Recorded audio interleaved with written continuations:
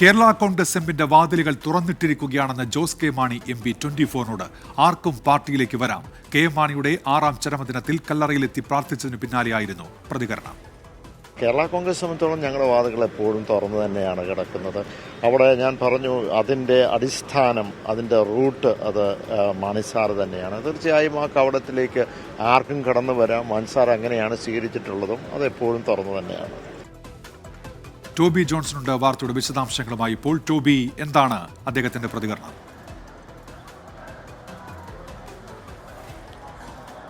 K മാണിയുടെ 6ാം ചരമവാർഷികത്തിലാണ് ഇത്തരത്തിലുള്ളൊരു നിലപാട്, അല്ലെങ്കിൽ ഈ ഒരു നിലപാട് കേരള കോൺഗ്രസ് സ്വീകരിച്ചിരിക്കുന്നത്. ജോസ് കെ മാണി തന്നെ ഇക്കാര്യം പറയുകയും ചെയ്യുന്നു. എന്തായാലും തദ്ദേശ സ്വയംഭരണ തെരഞ്ഞെടുപ്പും അതുപോലെ തന്നെ നിയമസഭാ തെരഞ്ഞെടുപ്പും അടുത്തെത്തി നിൽക്കുന്ന സാഹചര്യത്തിലാണ് പാർട്ടിയുടെ ഇത്തരത്തിലുള്ള ഒരു നിലപാട് മയപ്പെടുത്തലെന്ന് വേണമെങ്കിൽ പറയാം. നേരത്തെ തന്നെ ഈ ജോസഫ് വിഭാഗം അടക്കമുള്ളവരുമായി ലയനമുണ്ടാകുമോ എന്ന അടക്കമുള്ള കാര്യങ്ങൾ നമ്മൾ ചോദിക്കുമ്പോൾ അതിനോടൊന്നും കാര്യമായിട്ടുള്ളൊരു പ്രതികരണം നടത്താൻ ജോസ് കെ മാണിയും കൂട്ടരും തയ്യാറായിരുന്നില്ല. പക്ഷേ നിലവിലെ സാഹചര്യത്തിൽ അതിനപ്പുറത്തേക്ക് ഈ ഒരു ചരമദിനാഘോഷത്തിൽ പ്രധാനമായിട്ടും അവർ പറയുന്ന ഒരു കാര്യം, വാതിലുകൾ തുറന്നിട്ടിട്ടുണ്ട്.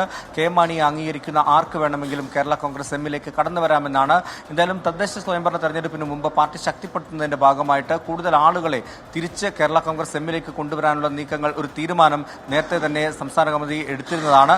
അതിന്റെ ഭാഗമായിട്ടാണ് ഇപ്പോൾ പറഞ്ഞ ഈ ഒരു പ്രതികരണമെന്നാണ് വിലയിരുത്തപ്പെടുന്നത്. പക്ഷേ ജോസഫ് വിഭാഗം അടക്കമുള്ളവർ ഈ നിലപാടുകളെല്ലാം തള്ളിക്കളയുകയാണ്. മാണിസം എന്ന പേരിൽ ഇപ്പോൾ നടക്കുന്ന ആ ഒരു നീക്കമെല്ലാം അത് ഒരു തരത്തിലും അംഗീകരിക്കാൻ സാധിക്കില്ല. അധ്വാനവർഗ സിദ്ധാന്തമാണ് കെ മാണി ഉയർത്തിപ്പിടിച്ചത്. അതുമായി തങ്ങൾ മുന്നോട്ട് പോകുമെന്ന് പറഞ്ഞ് ജോസഫ് വിഭാഗവും മുന്നോട്ട് വന്നിരിക്കുകയാണ്. എന്തായാലും ഈ തെരഞ്ഞെടുപ്പിന് മുമ്പ് കാര്യമായിട്ടുള്ള രാഷ്ട്രീയ നീക്കങ്ങൾ കേരള കോൺഗ്രസിൽ ഉണ്ടാകുമെന്നുള്ള കാര്യത്തിൽ യാതൊരു സംശയവുമില്ല.